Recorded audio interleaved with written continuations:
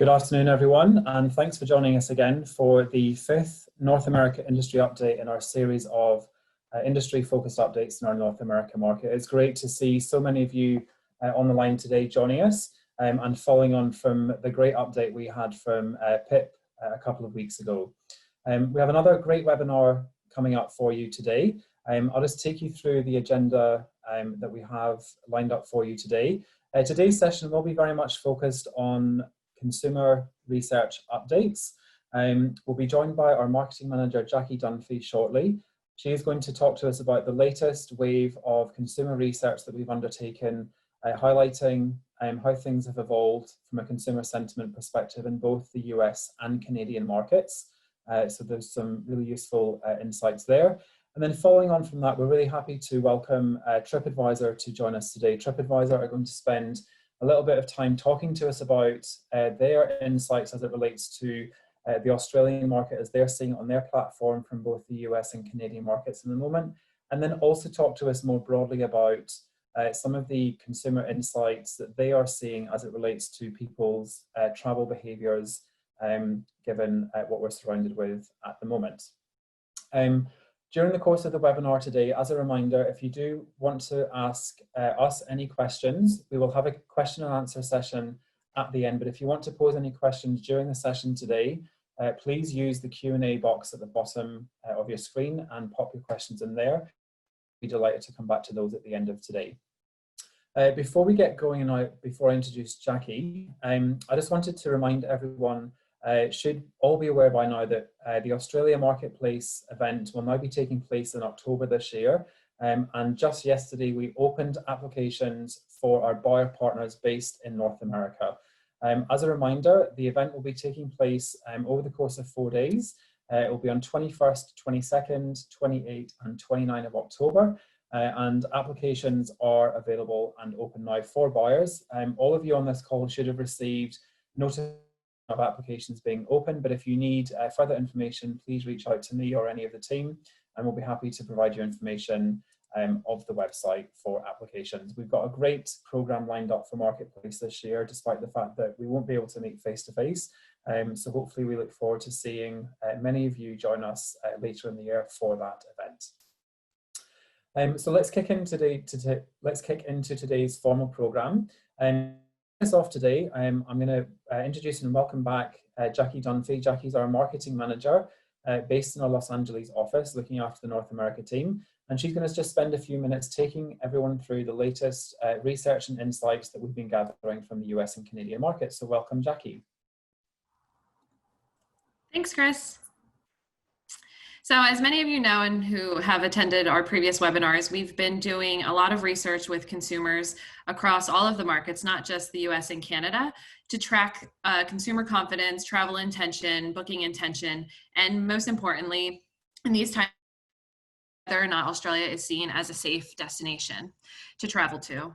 So we've done the last pool of this research about 2 weeks ago. We were doing these on a bi-weekly basis, but have actually moved to a monthly basis over the next few months as we work towards an opening date and as we see how things progress, not only with COVID in the US and Canada and Australia, but also globally, as we've, as many of you would have seen, we are currently a part of the race towards a vaccine, and with border restrictions opening, easing, pulling back in some areas, we'll continue to monitor this just to make sure that we are aware of any travel intention across the markets. So with that, I will walk through the US sentiment. So the last poll, like I said, of data was pulled the first week in July, and we really started to see a dip in many of the metrics that we're tracking. So consumer confidence was down, travel intention was down for the next 3 to 6 months, and also booking intentions. This is really aligned with what we've seen across the US market as cases have started to increase in the majority of the states. We hit the 65,000 cases mark on a daily basis. So we're really seeing that sentiment and just consumer confidence has dipped.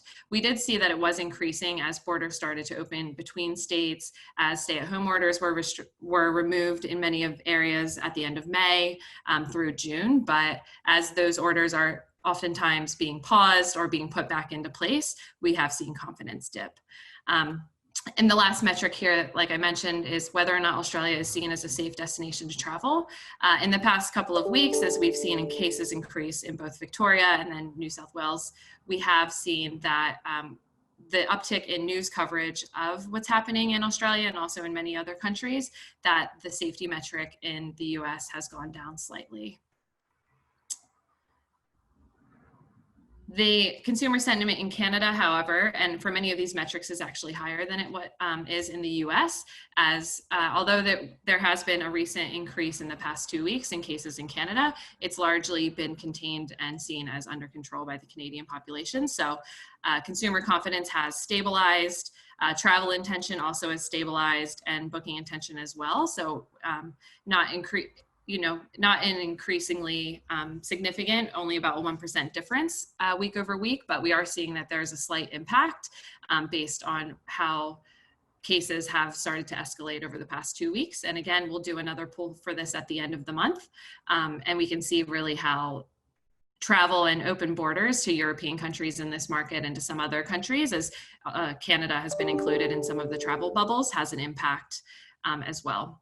What we have seen, though, interestingly enough, is that Australia being seen as a safe destination has actually increased in the Canadian market for the first week of July. So we'll continue to monitor that and see how things have changed. There has been increased coverage in that market of what is happening in Australia, but it's oftentimes been eclipsed by what has been happening in other countries like the US, Mexico, and Brazil.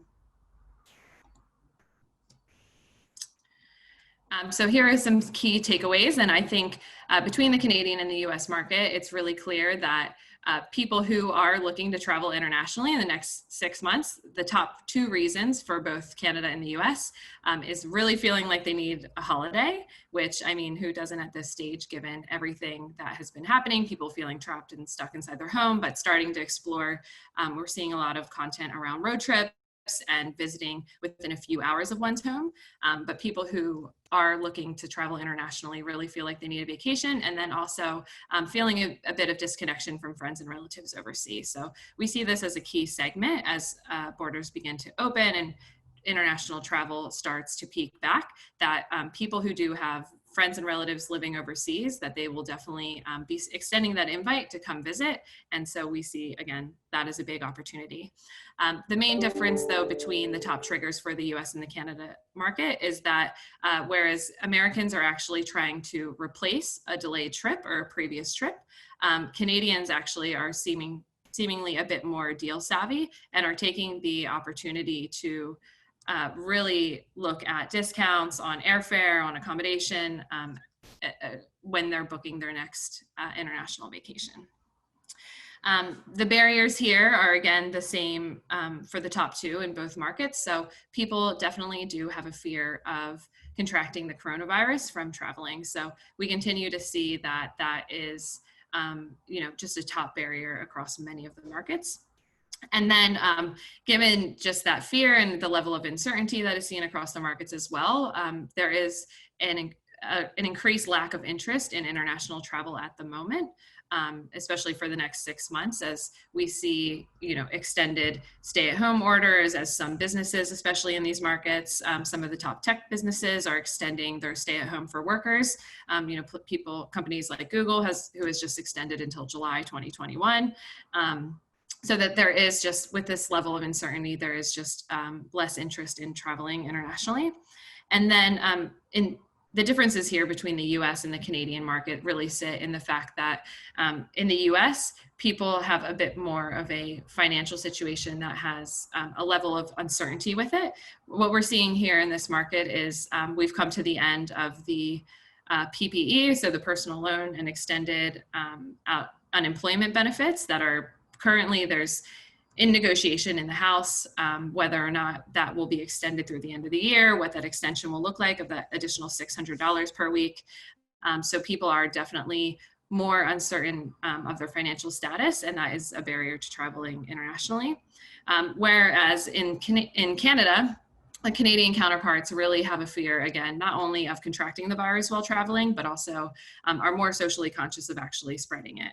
So those would be the two main differences. And what we're really seeing in this market, just across comms and from a consumer standpoint, is that really most brands are not just even particularly across the travel sector, but across all sectors, are really focusing on this message of safety and really trying to eliminate any uncertainty when it comes to booking a trip, booking a hotel room, what procedures are in place to make a consumer feel comfortable that everything is health oriented and sanitized.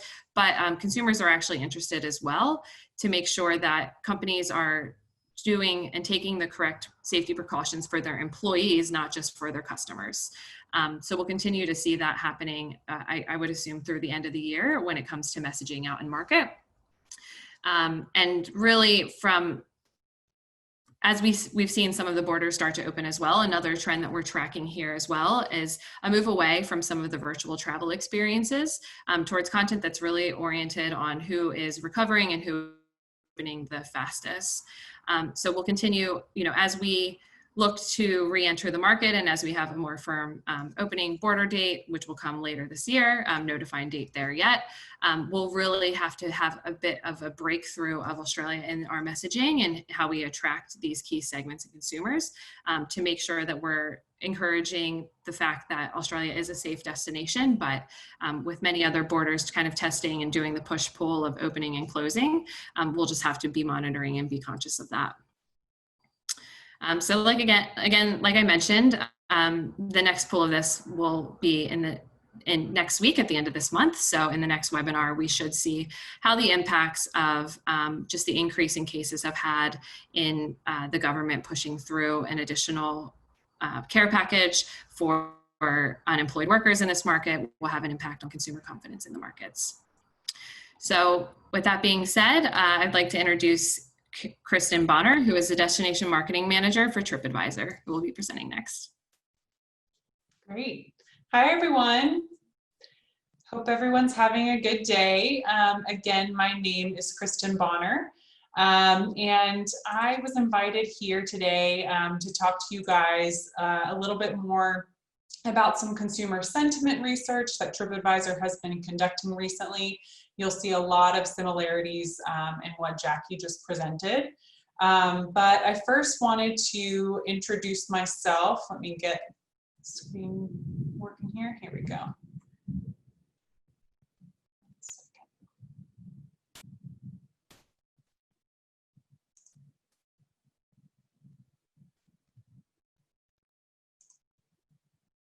All right, there we go. I first wanted to introduce myself again. Name's Kristen. I'm based out of Austin, Texas, but I am now in Virginia getting some much needed help with my baby so I can spend my time presenting to folks like you and, really having more time to do my work rather than watching a baby and doing work like everyone has to do these days. So I've been with TripAdvisor for about 8 years now, working on the destination marketing team for 6 years, mostly with destinations in Latin America. So have a lot of experience working with international destinations who have interest in bringing US and Canadian tourists to their destinations. So I'm really excited to be speaking with you all today. First, I want to talk a little bit about Australia on TripAdvisor, as well as current consumer sentiment, the future of travel, which will tie really nicely into our new Travel Safe initiative, and then want to leave some time for questions and answers. So first, a little bit about Australia on TripAdvisor. The US market. We're going to focus on first, and again, so much similarity to what Jackie is seeing, what Jackie just presented on. For July 2020 to date, Australia received about 30% of US traffic to South Pacific, and again, this is all unique users on TripAdvisor looking at South Pacific content. So Australia's share remained flat month over month, but fell by about 10% versus that January to June 2020 average. For Canada, it is a different story. So we are seeing a share, Australia's share growing by about 7% versus prior month, and 16% versus January to May 2020 average. So, you know, the interest is rising from the Canadian market, whereas in the US, you know, because of the recent spikes in cases, there is that a little bit more trepidation in the month of July looking internationally. So research window, we really like looking at this to, you know, provide this information to our destination partners, mostly just to, again, this is a really good pulse check on what's happening in the market. So you'll see for flight search window for Australia is about 3 months and 3.5 months for US and Canadian users respectively. Canadian users are searching for flights to Australia 12 days earlier than they were the prior month, which means, you know, there's a little bit more confidence there in saying, okay, you know, we'll be able to travel again here soon. And what are we seeing in the forums? This is often good to take a look at to kind of get consumer sentiment around a destination. Not surprisingly, travelers are turning to TripAdvisor forums for information and advice on the impact of the ongoing COVID situation. And conversations in Australia forums have partially switched from itinerary and travel recommendations, again, towards key information on the impact of COVID. But I thought this was interesting that, you know, travelers, and we'll talk a lot about this in the upcoming slides, travelers, you know, really still are utilizing TripAdvisor for inspiration, for, you know, reminiscing on past trips in hopes of being able to plan a new one within the next X amount of months. So, you know, leveraging the forums to share past travel experiences and what holiday experiences they can reminisce on as well. So now I'm going to get into some insights on COVID's impact on travel. And these are more general, so not specific to Australia, but what we're seeing worldwide. And I wanted to start with this slide because before Corona hit the world, TripAdvisor had, you know, set out on a journey to really understand who we are and what we mean to travelers, consumers in the world. And today we have this new brand strategy, a worldview that gets right to the heart of who we are, comprehensive set of solutions to ensure we pay this off at all endpoints, because we believe there's good out there, and now more than ever before we really have a responsibility to guide people to it. During this unprecedented pandemic, we've seen extraordinary acts of kindness from neighbors, communities, countries, and right now this means giving deserving local businesses a boost and giving back to local communities. And, you know, once we do venture out of our homes and travel again, we will travel again, we can, you know, really spread that generous spirit and pay it forward on a global level. So I just wanted to start with that. And also, oops, here we go. Get back here. And also a quote from our CEO, while no one knows when this will end, the one thing I'm confident in is that yes, people will travel again. Customers will walk through your doors again, they'll book reservations again, get on planes, trains, hop in cars again.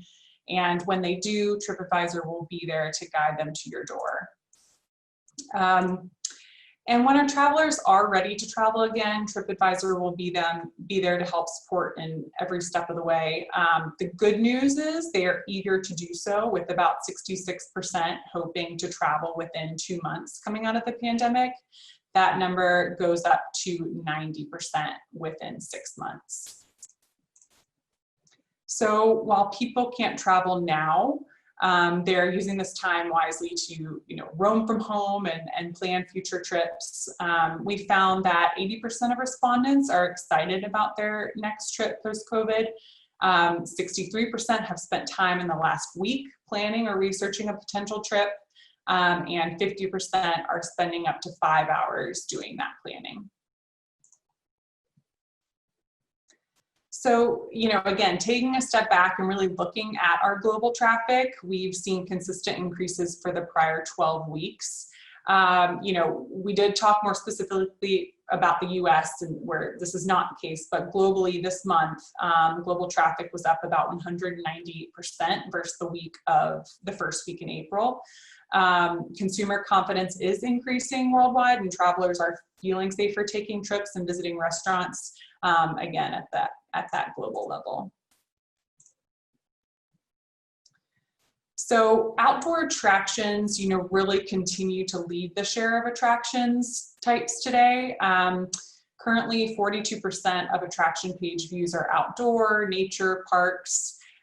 With that said, there is an uptick in all attraction types right now for domestic, well, this is more for domestic travelers with the exception to casinos. And amusement parks are actually up 93%, showing the biggest growth in the first half of the month versus the first half of June.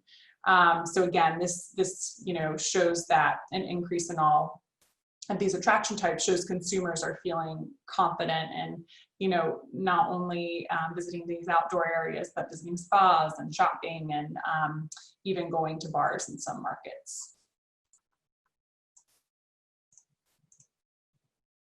So why will people travel again? We see here that consumers say it's to visit friends, visit family for a prior commitment, or that they will travel for a holiday weekend. And we know that consumers are more likely to take a local trip near home, a road trip, or an outdoor trip versus trips that they took before the pandemic.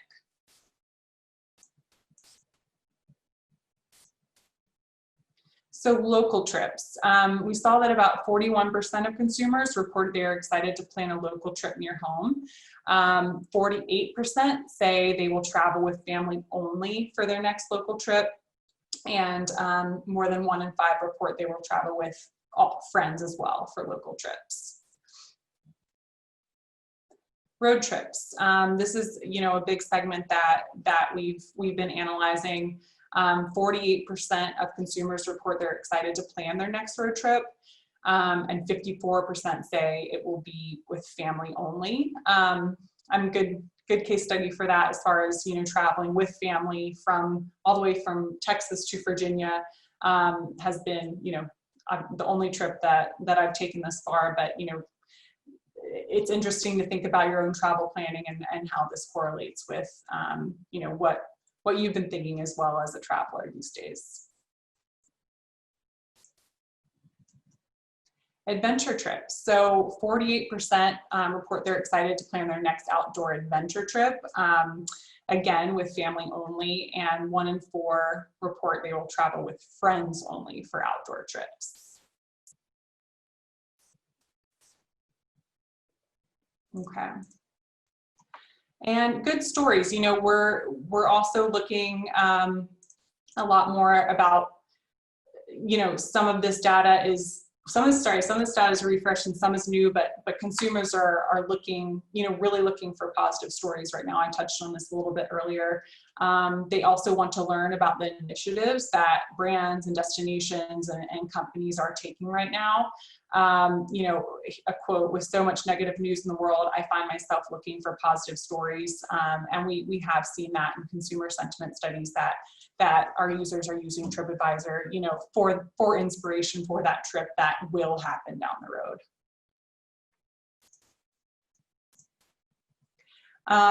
Also, having to do with focus on good stories, travelers value being able to support, Black-owned businesses, local businesses, and LGBTQ-owned businesses. TripAdvisor over-indexes for these 3 points, which is really great to see. So this is just another consumer sentiment that we've been really focusing on lately. And one thing that has emerged quickly in our research is that how travelers plan travel is changing. And these insights provide important markers for how you can support these emerging behaviors and expectations. So When turning to destination selection, travelers are about 47% more likely to choose a destination with a low number of reported cases. Importantly, for destination messaging, travelers are 32% more likely to seek areas where they can avoid crowded places.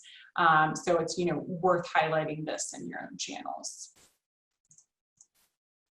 And in future planning, again, we see consumers seeking travel insurance along with easily accessible and clear cancellation policies, help in finding the best deals, and feedback from other travelers on cleanliness and health safety practices.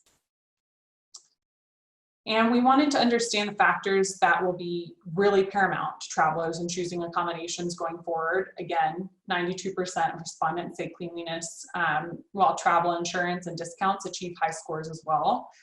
Proximity to home is a big one for about 2 out of 4 travelers. And, you know, really think of that last point as concentric circles that will likely expand with each subsequent journey as we rebuild our confidence in travel.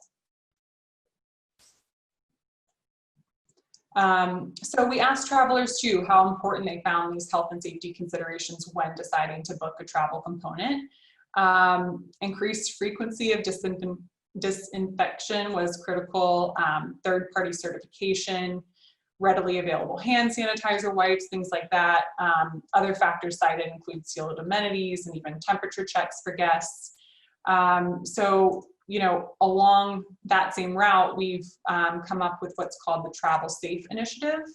And, you know, with the insights that I just spoke about and many more gathered throughout the past 3 months, we've worked with numerous groups, including American Hotel and Lodging Association, the World Travel and Tourism Council, U.S. Travel, and many others to inform our new Travel Safe Initiative, which launched about a month ago. The driving force behind this initiative is the fact that 65% of respondents indicate they won't travel again until they see physical changes that make them feel safer. And 74, about 3/4 indicate a checklist of safety measures included as part of our listings would be extremely or very helpful. So we rolled out our Travel Safe Initiative with 2 primary goals. To first put travelers' minds at ease, so those consumers who are reading reviews on TripAdvisor, to, you know, really restore their confidence in the ability to travel safely, and also support our partners who are listed on TripAdvisor and the industry as a whole in highlighting the practices that they've, you know, really worked so hard to implement. So the initiative centers on 3 key areas. First, we focused on listing page updates that are managed by those individual business owners, showcasing the practices in place and the ability for travelers to pose questions directly to hoteliers. A new search filter, which allows travelers to quickly and easily identify businesses with those practices in place. And also a new question section. So as a traveler, as a reviewer, you go in and submit a review, encouraging travel where you can share with other travelers the health and safety practices that you've directly experienced. So I've found this extremely useful in my road trip. Instead of picking up the phone and calling different hotels to ask about these practices, you know, now being able to use the search feature on TripAdvisor has made that a lot easier for travelers.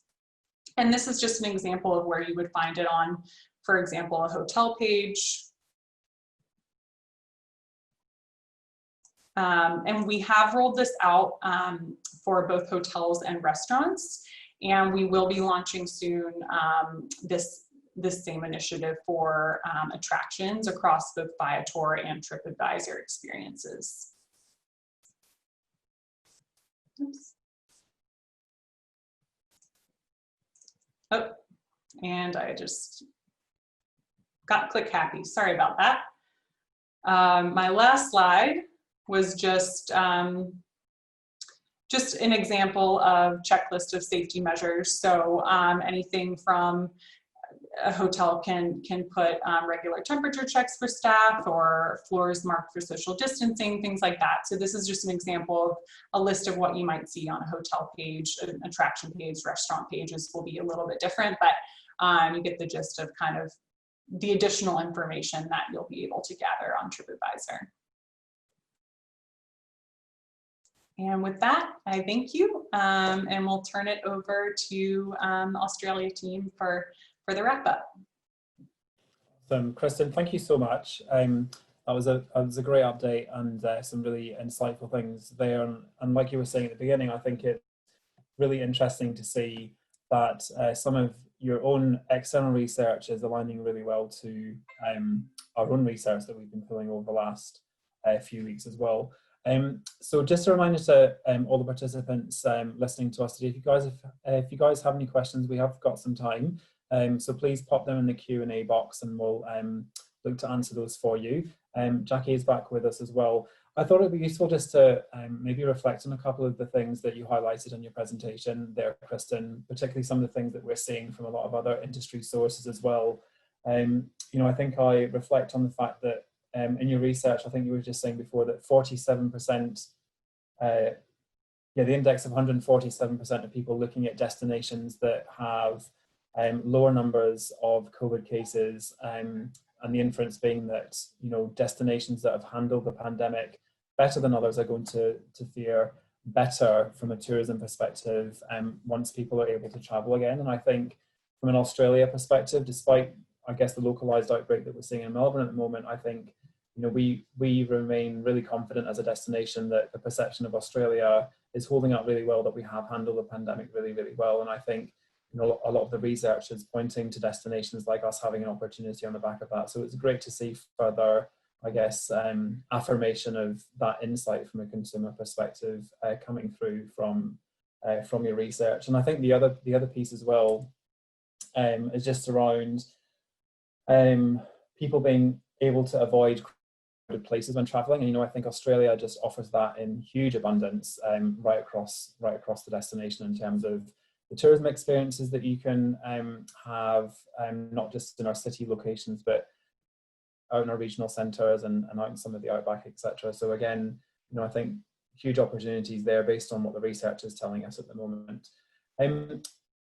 Based on the reflections of the research, Kristen, is there any other insights that you would kind of anecdote to a destination like Australia as it looks to be relevant for consumers at the moment, despite our borders being closed?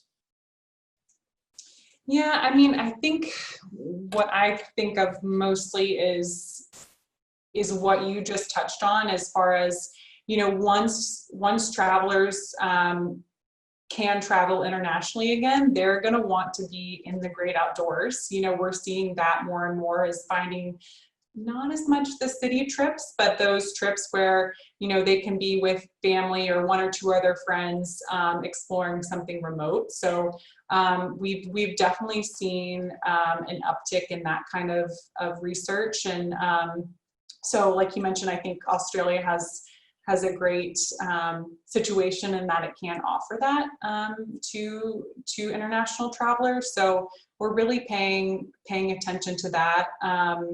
Mostly, especially when we look at international travel. Of course, you know, I work a lot domestically in the US, and we're seeing a lot of, you know, internal road trips and even staycations and things like that. So, but internationally, that's where I would put my focus on, at least as far as like the insights that we've seen internationally.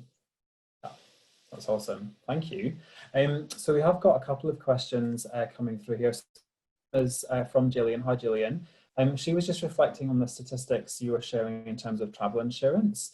And her question was really around, is this because consumers don't realise that they would not be covered for pandemic-related issues, or is it that insurance companies are changing their policies moving forward? Gosh, that's a really good question. And I would say it's both. You know, I think we're seeing both of those things happening. So, you know, I think that insurance companies are trying to look at data like this and understanding what they can do to better serve travelers. But I also think, you know, travelers are looking to insurance companies too. So I think it's kind of a both answer there. Yeah, I agree. And I think, you know, I know for our Canadian partners, it's been quite a hot topic in particular because it's been quite explicit there that to date, insurance companies haven't been providing for coverage in destination for COVID-related issues, but I believe there's been some movement from a couple of the larger providers up there now providing that flexibility, which is great to see. Our other question is from Peter, and I think it's actually to both Jackie and Kristen. Peter was just wondering, the questions that we polled in both our respective research, were they the same? Was it the same questions polled for both US and Canadian markets? Yes. Yeah, the questions are all the same for all the regions. Yeah. Yep. Thank you. And I think Peter's other reflection was just around just the I think just the appetite for more value-orientated drivers in Canada, for example, for likelihood to travel. I think that's one of the bits you were sharing, Jackie, in our research relative to the US.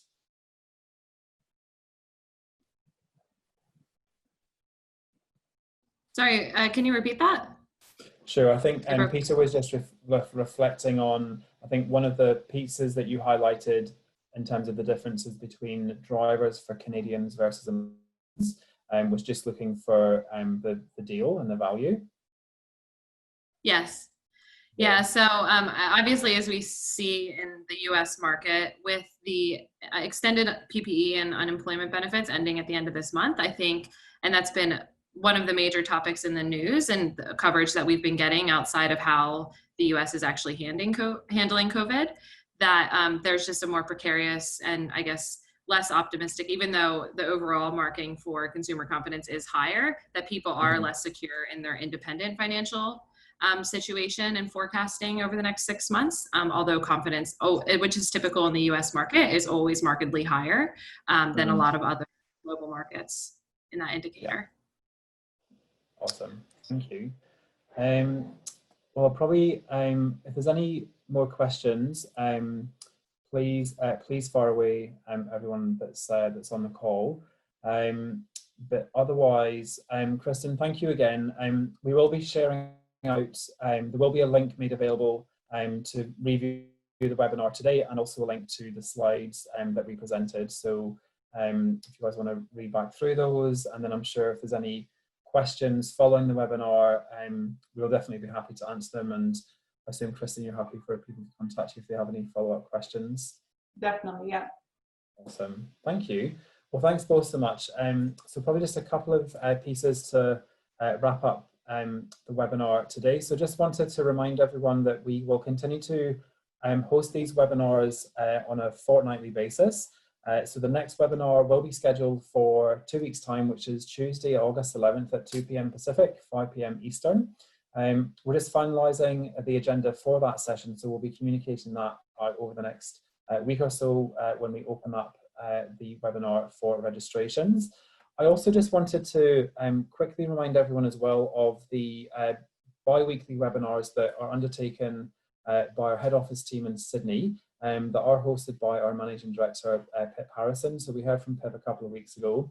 I wanted to specifically highlight this week's webinar, which is taking place locally in the US. It'll be taking place on Thursday at 6 p.m. Pacific. So I know it's a little bit later in the day for us here in North America, just given how we set them up for the Sydney morning. But this week in particular, we will be joined by the Tourism Minister, Simon Birmingham.